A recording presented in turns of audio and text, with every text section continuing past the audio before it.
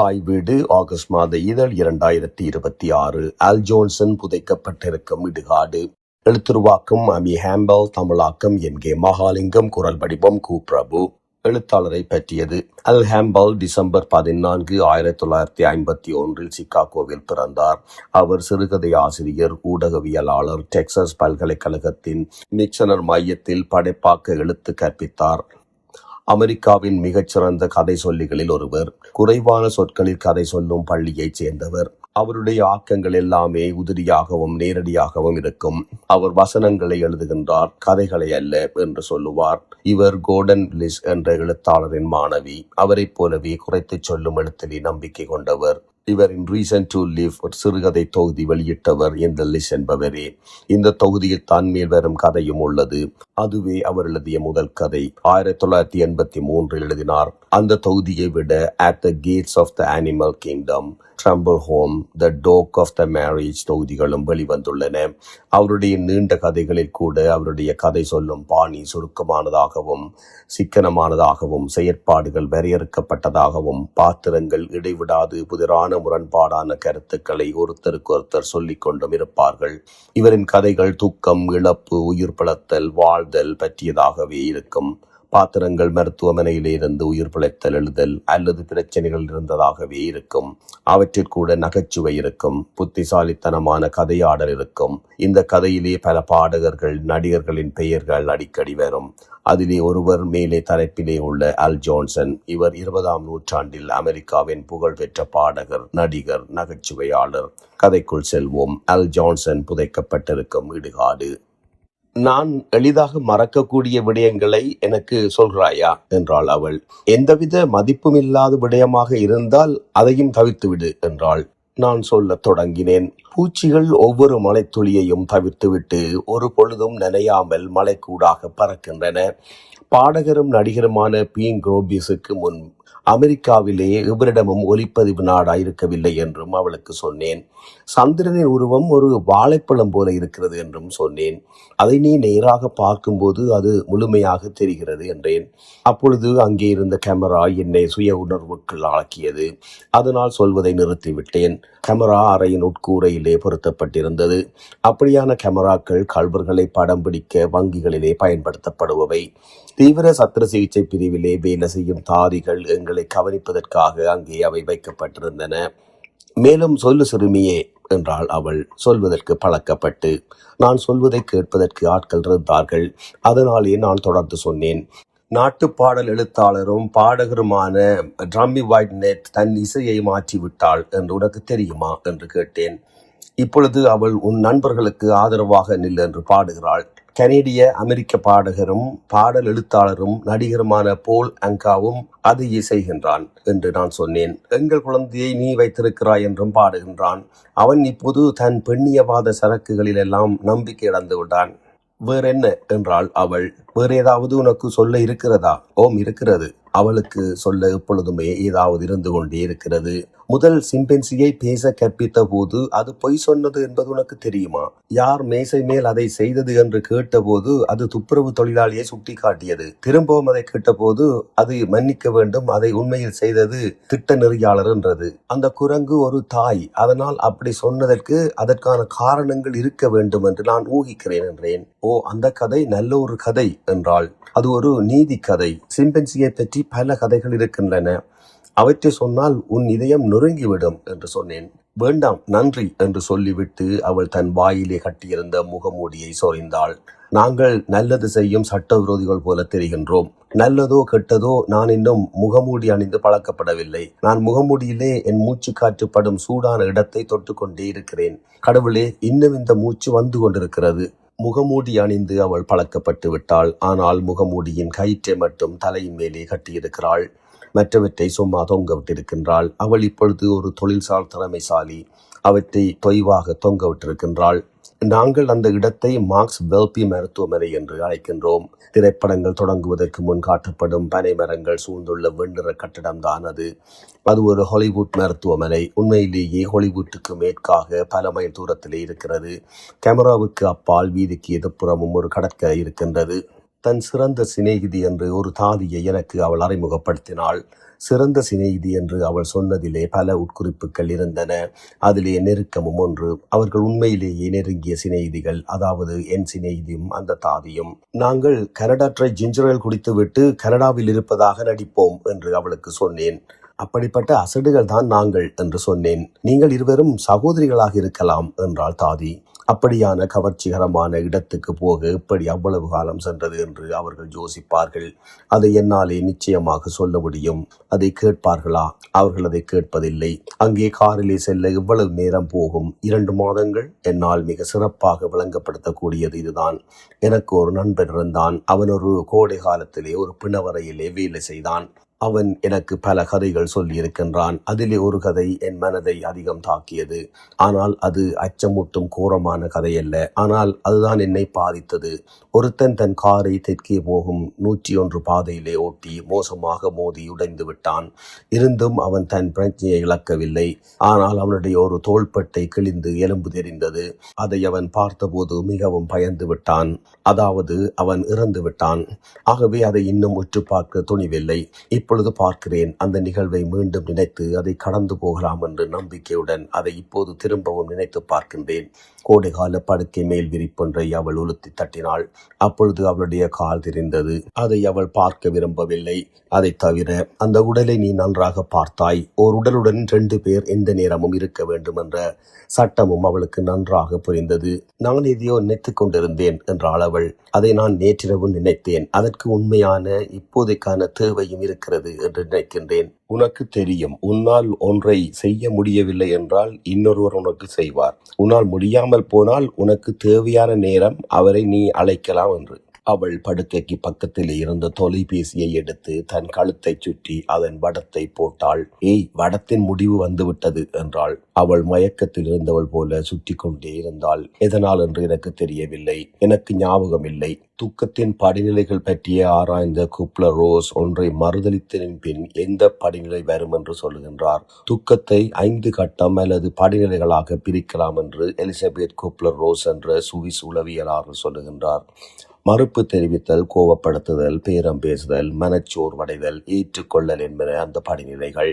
கோபப்படுதல் தான் அடுத்த கட்டம் என்று நான் எண்ணுகிறேன். அதன் பின் பேரம் பேசுதல், மனச்சோர்வு அப்படி செல்லும். ஆனால் என் ஊகங்களை எனக்குள்ளேயே வைத்திருக்கின்றேன். ஒரு விடயம் என்னவென்றால், எங்கே உயிர்த்தெழுதல் வருகின்றது? அது கடவுளுக்கு தான் வெளிச்சம். நான் எல்லாவற்றையும் சட்டப்படிதான் செய்வேன். ஆனால் உளவியலாளர் உயிர்த்தெழுதலை விட்டுவிட்டார். அவள் இப்பொழுது சிரித்துக் கொண்டிருந்தாள். குறுகிய பள்ளத்தாக்குக்கு கீழே ஒருத்தனை காப்பாற்றுவதற்காக எறிந்த கயிற்றிலே இறுக்கமாக பிடித்து தொங்கிக் கொண்டிருக்கும் ஒருத்தனை போல நான் அந்த சிரிப்பு சத்தத்தை பற்றி கொண்டிருந்தேன். கைச்சைகைகளால் பேசும் சிம்பன்சி குரங்கு பற்றி சொல்லு. கதைத்து முடிந்த பின் அது, நான் திரும்பவும் மிருக காட்சி சாலைக்கு போக மாட்டேன் என்றாள். அவர்கள் என்ன செய்வார்கள்? நான் அதற்கு ஒன்றுமே சொல்லாமல் இருந்தபோது அவள், இன்னொரு மிருகத்தை பற்றிய கதையொன்றை சொல்லு. எனக்கு மிருகங்களின் கதைகளை கேட்க விருப்பம். ஆனால் நோயுள்ளவை பற்றிய கதைகள் எனக்கு வேண்டாம். பார்வை உள்ள நாய்கள் குருடாகி போன கதை வேண்டாம். இல்லை, அவளுக்கு நான் நோயுள்ளவற்றின் கதைகளை சொல்ல மாட்டேன். காது கேட்கும் நாய்கள் பற்றி சொல்லவா என்றேன். அவை செவிடாக போகவில்லை. ஆனால் அவை மிகவும் குறை காணும் குணம் கொண்டவையாக இருந்தன. உதாரணமாக, நியூயேசியிலே ஒரு கோல்டின் ரிவெட்டில் வகை நாய் இருந்தது. ஒரு நாள் அது காது கேளாத தன் தாயை எழுப்பி கொண்டு போய் மகளின் படுக்கை அறைக்குள் விட்டது. ஏனென்றால் அதன் மகள் ஒரு டோர்ச் லைட்டை படுக்கை விரிப்புக்குள் ஒளித்து வைத்துக் கொண்டு வாசித்துக் கொண்டிருந்தாள். ஓ, நீ என்னை கொல்கிறாய் என்றாள் அவள். ஓம், நீ என்னை நிச்சயமாக கொன்று கொண்டிருக்கிறாய் என்றாள். புத்திசாலி நாய் கீழ்ப்படிந்து நடக்கும் என்று சொல்லுவார்கள். ஆனால் அதற்கு மேலான ஒரு புத்திசாலி நாய்க்கு எப்பொழுது கீழ்ப்படிந்து நடக்கக்கூடாது என்று தெரியும் என்று சொல்லுவார்கள். ஒரு புத்திசாலிகளுக்கு எப்போது கீழ்ப்படிந்து நடக்கக்கூடாது என்பது தெரியும். அப்போது அவள் சரசமாட வெளிக்கிட்டாள். மோசமான மருத்துவர் காலை வணக்கம் சொல்வதற்கு முன்னரே IV திரவ ஏற்றம் சரியாக வேலை செய்கிறதா என்று பார்ப்பார். ஆனால் நல்ல மருத்துவர் சொல்லுவார், வலிப்பு நோயாளிகளை கடவுள் சரிசமமாக நடத்தவில்லை போன்ற விஷயங்களை சொல்லுவார். நல்ல மருத்துவர் வாகனங்கள் நிறுத்தும் இடத்திலே மாற்றுத்திறனாளியை காரால் மோதாமல் வந்ததாக தன்னைத்தானே புகழ்ந்து கொள்வார். காரணம், அந்த நல்ல மருத்துவர் கடந்த 1 ஆண்டாக அவளுடன் மென்மையானதொரு காதலில் இருந்தார். அவர் வந்தவுடன் ஒரு நாற்காலியை இழுத்து அவளுடைய கட்டிலுக்கு பக்கத்திலே போட்டுக்கொண்டார். நான் அவருடன் கடற்கரையிலே 1 மணி நேரம் செலவிட விரும்புகிறேன் என்று கருத்தையும் தெரிவித்தார். அங்கிருந்து ஏதாவது எனக்கு கொண்டு வா என்றாள் அவள். கடற்கரையிலிருந்து ஏதாவது கொண்டு வா, அல்லது பரிசுகள் விற்கும் கடையிலிருந்து ஏதாவது வாங்கி வா. அழகானதா இல்லையா என்பதை பற்றி எனக்கு கவலை இல்லை என்றாள். மருத்துவர் அவள் கட்டிலுக்கு பக்கத்திலே இருந்த திரையை கட்டிலை சுற்றி வர அவிழ்த்து விட்டார். கொஞ்சம் நில் என்று கத்தினாள். நான் உள்ளே எட்டி அவளை பார்த்தேன். எதையாவது வாங்கி வா, ஆனால் சந்தா பணம் கட்டும் சஞ்சியை மட்டும் வேண்டாம் என்றாள். மருத்துவர் மறுபக்கம் திரும்பிக் கொண்டார். அவளுடைய வாய் சிரிப்பதை நான் கவனித்தேன். உலகிலே அதிக ஆபத்தானவை நாகபாம்புகளா, கடல் கொந்தளிப்போ அல்ல. கடற்கரையைப் போல அமைதியாக கிடப்பவைதான் மிகவும் ஆபத்துக்கள் நிறைந்தவையாக இருக்கும். நிலத்திலிருந்து மேலெழும்பும் மஞ்சள் நிற புழுதி, ஒரே இரவில் எழும் சூட்டிலே பழுக்கும் முலாம் பழங்கள் போன்றவை. அது நில அதிர்வு காலநிலை. ஒருத்தி வாயில் விளிம்பிலே குறைந்திருந்த நூல்களை பின்னிக்கொண்டு அங்கே இருக்கும்போது கடற்கரையிலே உள்ள மலிவான அடுக்கங்களில் உள்ள குளியல் தொட்டிகளில் தானாகவே நீர் நிறையும். தோட்டங்கள் பச்சை நிற அலைகள் போல மேலும் கீழும் உருண்டு ஓடிக்கொண்டிருக்கும். எதுவும் நிகழாவிட்டால் தூசு மிதந்து செல்லும். வெப்பம் ஆழமாக சென்று கொண்டிருக்கும். பயம் எதையாவது செய்ய சொல்லும். அப்படியாக நரம்புகளின் நடத்தைகள் பேரழிவுகளாலே வழிநடத்தப்படுகின்றன. அதை பற்றி நீ எண்ணிக்கொண்டிருக்கும் போது ஒருபோதும் அது நிகழ்வதில்லை. நில அதிர்வு, நில அதிர்வு, நில அதிர்வு என்று சொன்னால் நில அதிர்வு, நில அதிர்வு, நில அதிர்வு என்றேன் நான். விமானத்தில் பறப்பதற்கு பயந்தவர்கள் பிரார்த்தனை செய்து அதை காற்றிலே மிதக்க வைப்பது போல நாங்களும் நில அதிர்வு வீட்டின் சீலிங்குகளை உடைக்கும் வரை பார்த்து கொண்டிருந்தோம். 1972 நிகழ்ந்த பெரிய நில அதிர்வின் பின் அது நடந்தது. அப்போது நாங்கள் கல்லூரியிலே படித்துக் கொண்டிருந்தோம். எங்கள் விடுதி நில அதிர்வு மையத்திலே இருந்து 5 மைல் தூரத்திலே இருந்தது.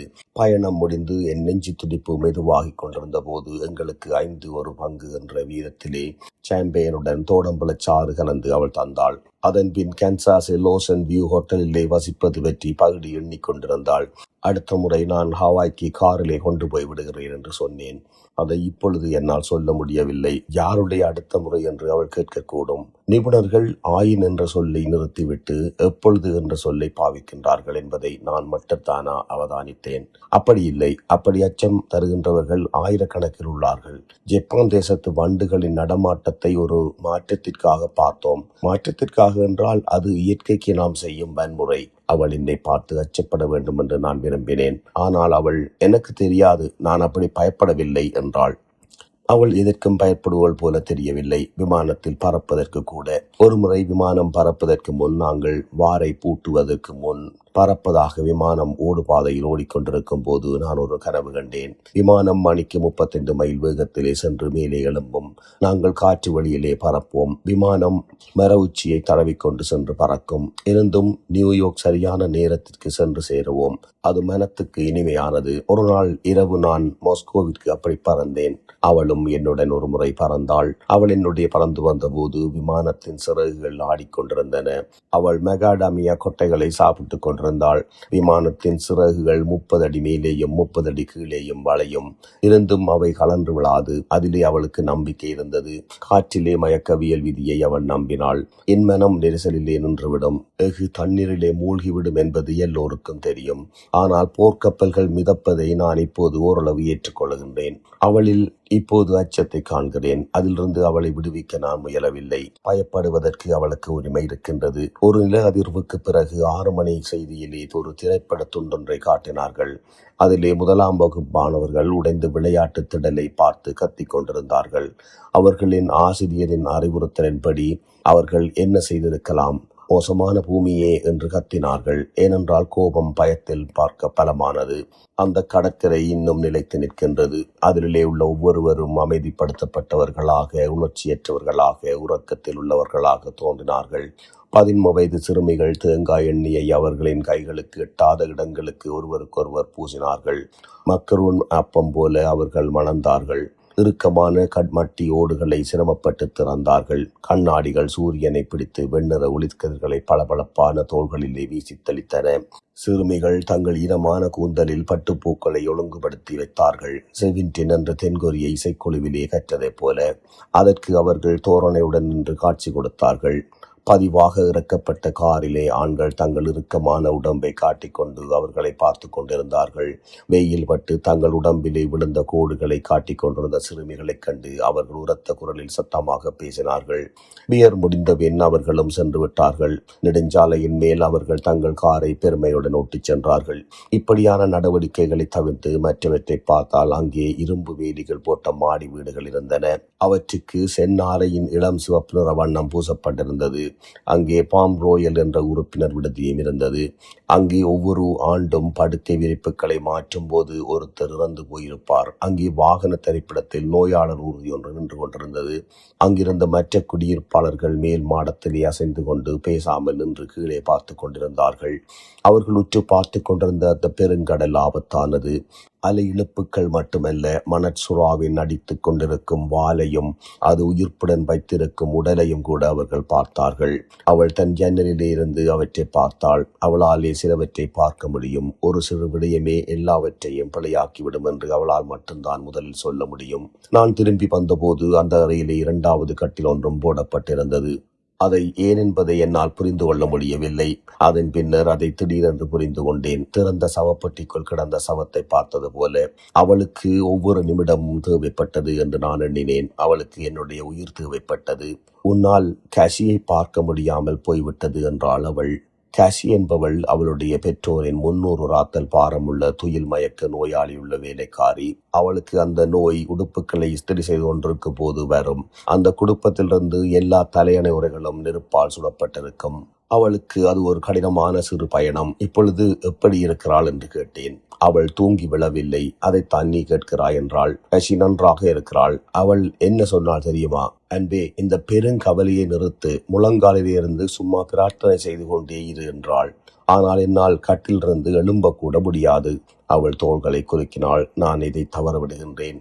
இது நிலநடுக்க வானிலை என்று அவளுக்கு சொன்னேன். நிலநடுக்கத்துக்கு மிக முக்கியமாக செய்ய வேண்டியது என்னவென்றால் கலிபோர்னியாவில் வாழக்கூடாது என்று சொன்னாள். அது நல்ல உபயோகமான அறிவுரை. நீ திருத்தந்தை ஜாக் போலை சொல்லுகிறாய். அதாவது ஏழைகளுக்கு சொல்ல வேண்டிய உச்ச அறிவுரை என்னவென்றால் நீ அவர்களில் ஒருத்தனாக இருக்காது என்பதுதான். நாங்கள் திருத்தந்தை ஜாக்கில் மிகவும் மதிப்பு வைத்திருந்தோம். திருத்தந்தை ஜாக் அமெரிக்காவில் உள்ள சமய ஊழியரும் சுவிசேகரும்.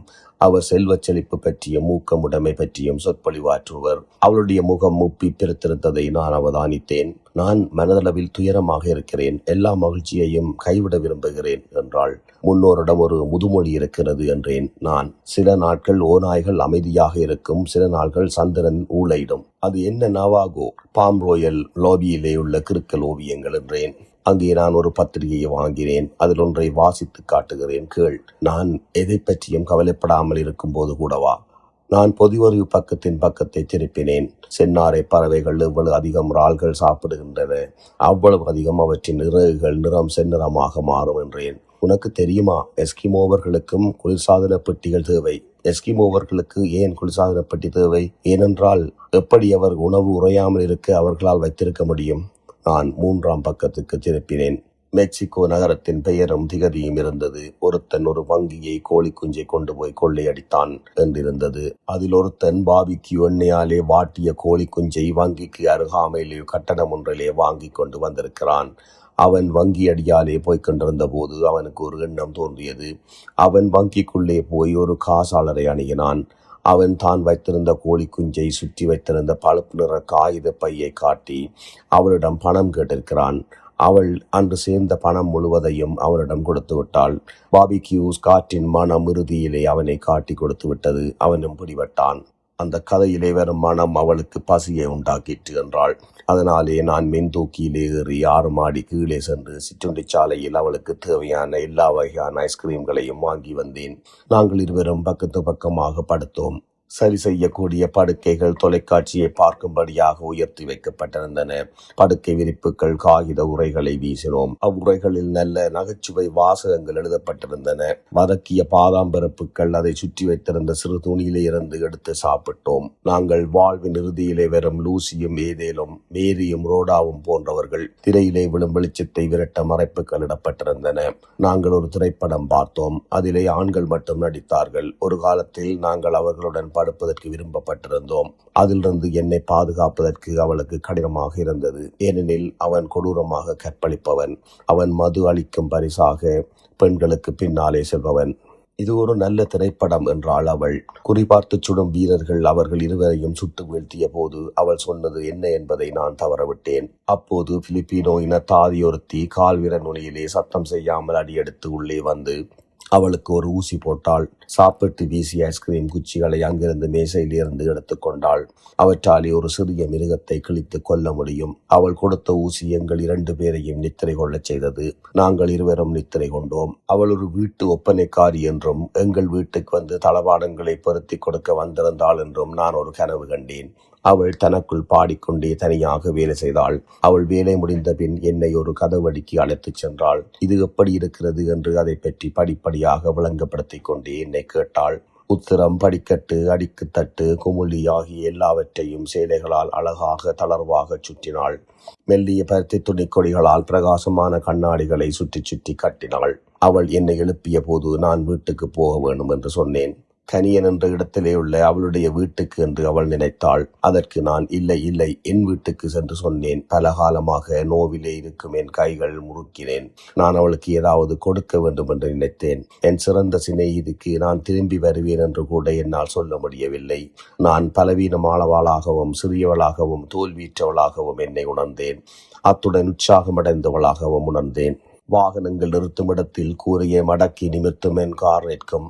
அறையை விட்டு வெளியே வந்தவுடன் நண்டு மனம் வீசும் கரையோர நெடுஞ்சாலையில் வேகமாக அதை ஓட்டிச் செல்வேன். மலிபுவில் சங்கிரியா குடிப்பதற்கு நிறுத்துவேன். சங்கிரியா ஸ்பானிஷ் சிவப்பு வாயின், லெமன், பழங்கள், நறுமணப் பொருட்கள் இதை போடப்பட்டிருக்கும். அங்குள்ள இசை கவர்ச்சியானதாகவும் பெரும் சத்தமாகவும் இருக்கும். அவர்கள் பப்பாளி, இறால், தார்பூசணி, ஐஸ் போட்டு பரிமாறுவார்கள். இரவுணவின் பின்னர் எனக்கு காமம் தலை தூக்கும். உற்சாகம் கொள்வேன். இரவு முழுவதும் விழித்திருப்பேன் என்ற நினைவிலே இருந்தேன். ஒரு சொல்லும் சொல்லாமல் அவள் தன் முகமூடியை இழுத்து கொண்டு நிலத்திலே வீசினாள். போர்வையை உதைத்து எறிந்துவிட்டு கதவடிக்கு சென்றாள். தன் தனிமையிலே இருந்து விடுபடுவதை, மூச்சு விட நிற்பதை, நிலையாக தன்னை சரி செய்வதை, 2வது அவற்றையும் தாண்டி போவதை அவள் வெறுத்தாள். 2வது அறையில் தான் அவளுடைய மருத்துவமனை உடையும் கழுத்துப்பட்டியும் வெண்ணிற முகமூடியும் இருந்தன. எச்சரிக்கை ஒலியுடன் அவளுடைய பெயரை ஒரு குரல் சத்தமிட்டு அழைத்தது. ஆட்கள் தாழ்வாரத்திலே ஓடினார்கள். நல்ல மருத்துவரை இணைப்பு பேசியாலே அழைத்தார்கள். நான் கதவை திறந்தேன். பணியிடத்திலே இருந்து தாதிகள் என்னை முறைத்து பார்த்தார்கள். நான் தான் அவர்கள் அப்படி ஓடுவதற்கு காரணம் என்பது போல என்னை முறைத்து பார்த்தார்கள். அவள் எங்கே என்று கேட்டேன். அவர்கள் விநியோக அலமாரியை காட்டினார்கள். அதற்குள் எட்டி பார்த்தேன். நிலத்திலே 2 தாதிகள் அவளுக்கு பக்கத்திலே முழங்காலில் குந்தியிருந்தனர். அவர்கள் தாழ்ந்த குரலிலே பேசிக் கொண்டிருந்தனர். ஒருத்தி அவளுடைய மூக்கையும் வாய்க்கு மேலே ஒரு முகமூடியையும் பிடித்துக் கொண்டிருந்தாள். மற்றவர்கள் அவளுடைய முதுகை மெதுவாக வட்டமாக தேய்த்து கொண்டிருந்தாள். தாதிகள் மேலே நிமிர்ந்து பார்த்தார்கள். நான் ஒரு மருத்துவரா என்று பார்ப்பதற்காக. நான் மருத்துவர் இல்லை என்பதை அறிந்தபின் அவர்கள் செய்து கொண்டிருந்த வேலையை திரும்பவும் செய்தார்கள். இங்கே அன்பே என்று அவர்கள் கூவல் ஒலி எழுப்பினார்கள். காலையில் அவர்கள் அவளை இடுகாட்டுக்கு கொண்டு சென்றார்கள். அங்கேதான் அல் ஜோன்சனை புதைத்திருந்தார்கள். நான் பறக்க பயப்படும் வகுப்பு பாட வகுப்பிலே சேர்ந்திருந்தேன். உனக்கு மோசமான பயம் எது என்று என்னை பயிற்சியாளர் கேட்டார். நான் இந்த வகுப்பை முடிந்த பிறகும் எனக்கு பயம் இருக்கும் என்றேன். என் அறையின் மேசையிலே ஒரு கிளாஸ் தண்ணீரை வைத்துக் கொண்டு படுத்தேன். அதிலே உள்ள நீர் மட்டத்தை பார்த்தால் அதில் கடலோர பூமி நடுங்குகிறதா அல்லது இன்னும் என்னுடன் நடுங்குகிறதா என்பதை என்னால் பார்க்க முடியும். எனக்கு அது நினைவிலே இருக்கின்றது. பயனற்ற விடயங்களை மட்டும்தான் நான் நினைவிலே வைத்திருக்கிறேன். பாப் டிலானின் தாய் வைரவுட் என்று திருத்தும் திரவத்தை கண்டுபிடித்தாள். ஒரு அறையிலே 23 ஆட்கள் இருந்தார்கள். அவர்கள் இருவரும் ஒரே பிறந்த நாள் வரும் வாய்ப்பு வரும். அவை உண்மையா பொய்யா என்பதை பற்றி யாருக்கும் கவலை இல்லை. ஆனால் அவை பாதுகாப்புணர்வையும் பயமற்ற தன்மையையும் எனக்கு தரும். பிற எதுவுமே என் தலைக்குள் புகாது. திரும்பச் செல்லும் போது எவை அவற்றிலே என் மனதிலே நிற்கும் என்பதை நான் மீளாய்வு செய்வேன். அறுவை சிகிச்சை துணிக்கூடாக ஒரு முத்தம் கொடுத்ததை, வெளிரிய கையொன்று போய் முடியை விழாமல் சரி செய்ததை அவை நடைபெறும் போதே நான் கவனித்தேன். பின்னோக்கி பார்த்த போதல்ல, நேராக பார்த்த போதிலும் பார்க்க அதை திரும்பவும் பின்னோக்கி பார்க்கும்போது அதிகம் தெரிவதேன்? நான் அன்றிரவு அங்கே தங்கினேன். நான் அப்படி தங்கவில்லை என்று யாரால் சொல்ல முடியும்? கைகளால் பேசும் அந்த சிம்பன்சி குரங்கை நினைத்தேன். பரிசோதனையின் போது அந்த குரங்குக்கு ஒரு குழந்தை இருந்தது. தாய்க்குரங்கு வெறும் தூண்டாமலே புதிதாக பிறந்த அந்த குழந்தைக்கு சைகை காட்டுவதைக் கண்டு அது பயிற்சியாளர்கள் எப்படி சிலித்து போயிருப்பார்கள். குழந்தையே பாலை குடி, குழந்தையே பந்து விளையாடு. குழந்தை இறந்த போது தாய்க்குரங்கு குழந்தையின் உடலை பார்த்து தன் சுருக்கம் விழுந்த கைகளால் தாயின் கருணையுடன் குழந்தையே என்று சொல்வதற்கு பயின்றிருக்கும். குழந்தையே, என்னை வந்து அணைத்துக்கொள். இப்பொழுது துக்கத்தின் மொழியை அது நன்றாக பயின்றிருக்கும். நன்றி.